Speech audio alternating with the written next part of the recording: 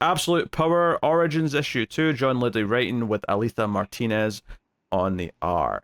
So issue 1 of this was very much like how Amanda Waller started, and this issue is the first attempt at the Suicide Squad and how it goes wrong. It's basically the story of how like we need a way to like control them that isn't just like, you know, money or like, because this issue she kind of tries to inspire some of them, even like Yeah. she sits down and she talks to this what's Cyclone? No, Cyclotron. Cyclotron. Uh, and she's like, "Hey, you could be special. You could be better." She, you know, the book starts with this whole speech about how superheroes are dangerous and how they present themselves as good and wanting to help people, but after the Justice League formed to take out this bigger threat, then they're in power and we've lost our rights as a human race and blah blah blah blah, and basically sells them this big thing. But by the end, it's this character who's telling the rest of the team that, hey, Amanda Waller's feeding us a bunch of lies. Like, we don't have to work for her. We could just not do that. And Waller has to think on her feet. And basically, her get out at the end of the issue is to say, hey, Lobo, you only care about the money. I'll pay you double if you kill this guy right now, which he does. But this guy's literally got a nuclear bomb inside him. So tragedy strikes, and this entire city is decimated from this explosion. So what I like though is it kind of is Amanda Waller in a nutshell, and Absolute Power in a nutshell, in that she is like, oh, these heroes make my life more difficult. They make everyone's life more difficult. It's only a false sense of security. And so she's, you know, priming up Cyclotron, right? And we find out that Cyclotron was somebody that went through a war, can't make ends meet, so he volunteers for the experiment where they put like kind of this energy in him, but he really can't control the expenditure. So he's kind of just like this walking, ticking time bomb. And so I don't know exactly how useful he was for the squad, right? But he's there, and Waller's almost using him as the wedge for the team, right? Because she's talking him up about how this is the real important work, right? You guys, you know, are going into this country, and, you know, if you have to give your life, you have to. But you already know that you're a soldier. So for him ultimately to not betray her, but to be like, hey, I know she's full of it. We need to take care of ourselves, right? She's just using all of us. I kind of like where that went. I like that it's kind of like the first attempt using the carrot just doesn't work, right? And she has to think on her feet, and it leads to this tragedy because obviously when Lobo kills this guy, he sets off a nuke. Now obviously Lobo survives, and like I think, you know, Johnny Sorrow was on the team. He probably survived that because So I'm looking at the people that were on that team, and you had Johnny Sorrow, you had Emerald Empress, Dr. Polaris, Cyclotron Lobo. Is that how the green check? I was thinking that was what's her Fire? face? No, who's the villain in the first Suicide Squad movie? Oh, God. What was her name? Was it Enchantress? Was it? Yes, Enchantress. Is it? Okay, right. Yes. Right.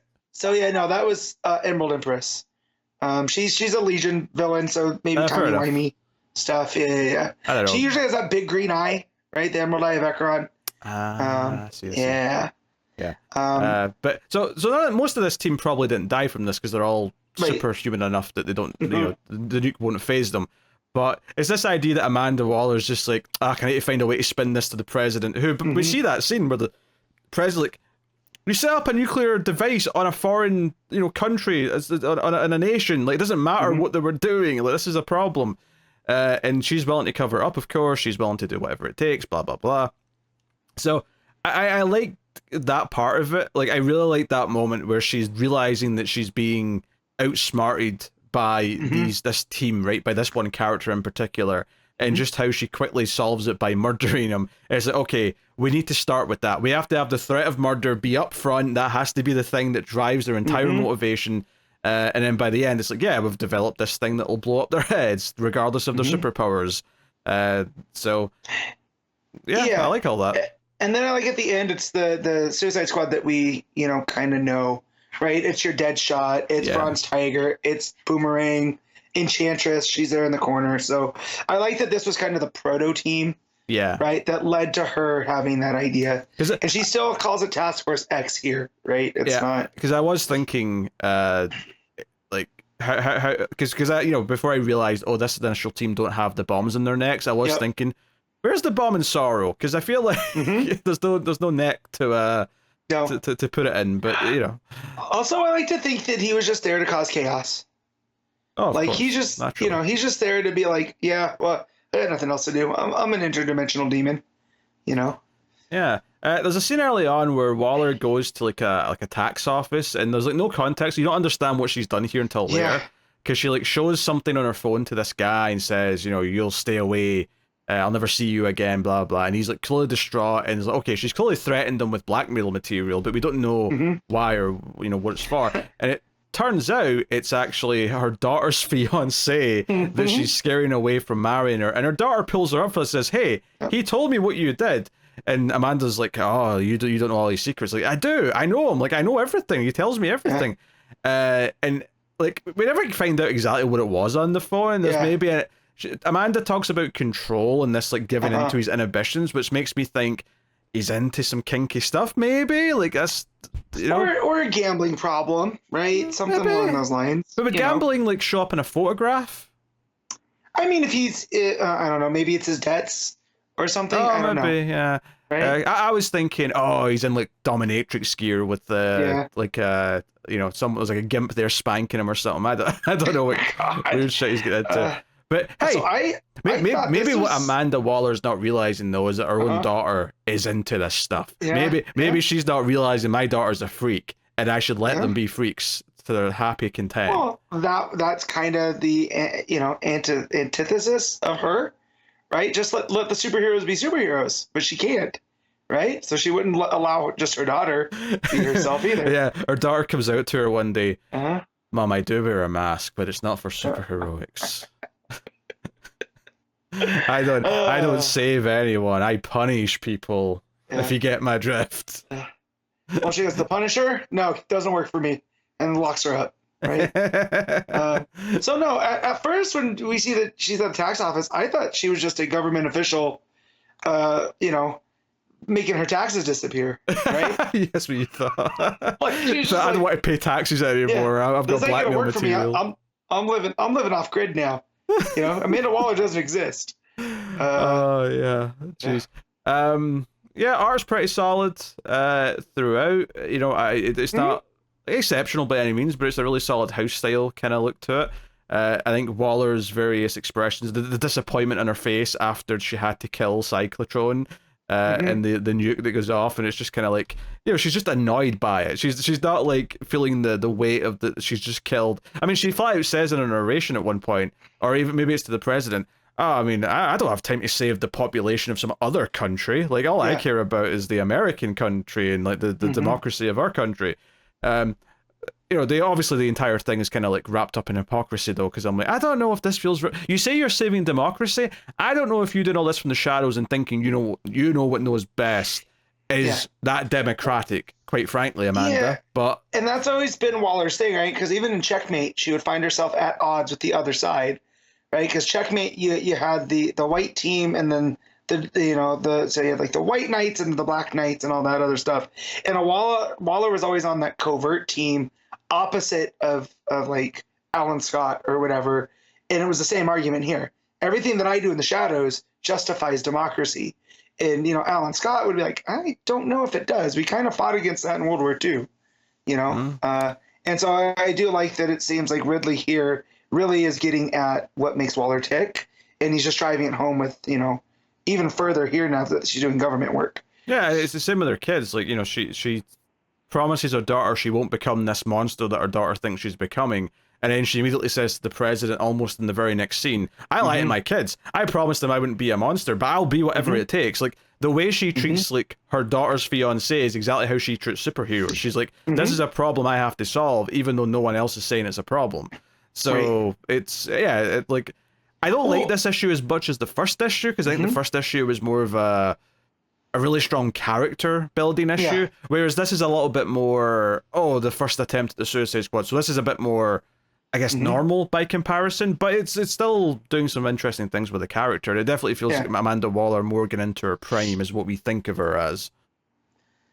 Yeah, and it's also though I like that you look at her and she's a woman that's had to take stuff into her own hands, right? Like she cannot trust anybody to do stuff for her. And even here, like yeah, she put the Suicide Squad there in that country, right? But when things got out of control, she took it back by having Lobo kill the guy. So you know, she's a person that I don't say isn't afraid to get her hands dirty, but she's not afraid to get dirty hands to solve that problem. And I like how here it showed that by her going into that country that felt vaguely familiar, felt like a very vaguely Northern Korean country. Well, what was it? I think Lobo called it some vaguely communist or something. Yes. I don't know, it's something like that. But they had called the leader the Great Sun, and I know that that is a term that is used over there. So yeah, it shows that she's. That was the team of the villains, right? That was the. Was that what it was? Yeah, the villain team was called the Great Sun, I think. Oh, okay. Which, don't get me wrong, it's probably a reference to that, but like, well, no, it says I send them to Lobo said North Comistan or whatever, home of the dictator his people called the Great Sun. So that's okay. Yeah. But that could also have been the team as well, right? You know. No, I think you're right. I think I was remembering it incorrect. I think you're getting him with the Great 10, just having Great. I think that's what I'm thinking of. Yeah. Yeah. But no, I like that, and the fact that she's like, yeah, no, I'm a monster, and I'm fine with it. She has zero qualms with any of this. I also like the idea that like that little moment of desperation when like because the comms go off and she can't hear what they're saying and she's like panicking like I need to hear what they're saying right now. Like I think that few seconds of uncertainty is why like they're going to have bombs in their necks forever now because she cannot live with the idea of not being in control for a second. So it does kind of paint this idea that I'll be very satisfied to see how she gets taken down by the end of Absolute Power. If she even does, maybe it'll be maybe less of a she just straight up loses and more of a kind of a sideways kind of like the heroes stop what's happening, but maybe Waller has something else out of it by the end. Yeah. I don't know. We'll see. But a solid tie-in issue, to be honest. Obviously it's not tied into the current events so much as it's more just like kind of giving some more depth to like the antagonist in the story. But valid all the time. So this led me down a bit of a because I don't know much about the Suicide Squad. I've never really read those old issues by Ostrander. So I started looking into the history just to see if this was referencing anything like that. Because I know Ridley has done that in the past where he's used, storyline stuff to add to like in-world continuity or in-world timelines. And that led me to find out that the first time Barbara Gordon was ever Oracle was for Amanda Waller in the Suicide Squad. I think I knew that because I think I knew Oracle's, it depends how you phrase this, I suppose, but I knew that Oracle's quote-unquote first appearance was in Suicide Squad. Yes. And so, but of course it was in grand Amanda Waller fashion, under duress, right? She was forcing her to essentially be a comms operator. And then later, I think it was Dixon that did Birds of Prey. Yeah. He's the one that kind of turned information broker and all that other stuff. But yeah, I did not realize that. And that it came so soon. I think it was in 1990 was the first time. So, from Killing Joke to her in Suicide Squad, Barbara Gordon really wasn't doing anything. So Ostrander kind of put her back into that spot, which I thought was very interesting. Well, it makes sense with like what she does, right? Is that Waller takes someone who like this cyclotron guy who's kind of like lost his way. This idea that Babs, after she couldn't be Batgirl anymore, was in this sort of vulnerable position. But of course, comic books then took that and turned it into she's going to do that. She's going to choose to do that herself for everyone else. Yeah, she's going to be that for the heroes and not just be this lapdog for Amanda Waller. So it turned into a good thing. I know there wasn't a good thing in that book, but I just mean for the character. Like I'm sure Babs didn't like being forced to do it. No, is what I'm saying. And from the stuff that I was reading, it was definitely one of those struggles where she doesn't want to be doing this, and Waller's threatening her with X, Y, and Z. Even coming after her personally, saying stuff like, "Well, what are you going to do? It's not like you can get up and walk away." So just prime villain stuff. That's super dark. Waller. Yeah. No, it's funny how like something like that leads to Barbara being Oracle, and that's something that's stuck for basically forever, really. I know she became Batgirl again, but she's still back to being Oracle all the time. So I mean, it wasn't until New 52 in 2011, right, that she became Batgirl again. So. Yeah, but even since then, she still kind of just dips back out of the computer chair all the time. So it's just became a permanent part of her character. It's just interesting. All right, what are you rating Um, Origins issue 2? I'll give this a 7.